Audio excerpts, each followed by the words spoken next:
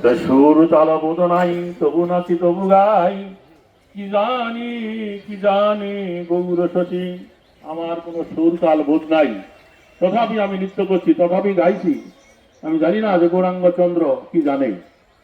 গাদি গাছা গ্রামে আছি, গোপপল্লী মাঝে বসি, গোরা বলে সোর ভকত গান। এই গাদি গাছা গ্রামে এসে এবং এই কি বলো, এই গোয়াল পাড়ায় মানে গোপপল্লীর মাঝে এসে মহাপ্রভু বলতে লাগলেন, হে ভক্তগণ, তোমরা আজকে শ্রবণ করো। দহ কুলে বিচরণ, আদি মোদের বিচরণ, বৃক্ষ মূলে করিব শয়ন। এই দহ, দহ মানে একটা জলাশয়। এই যে রাস্তাটা আছে তার ওই পাশে জলাশয়, ওইটাই ছিল কিন্তু গোড়া দহ, বুঝতে পারছেন? আমরা তার তীরে আম বাগানে বসেছি, বুঝতে পারছেন?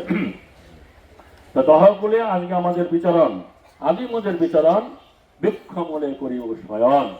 এখানে বৃক্ষের তলায় আমরা শয়ন করব।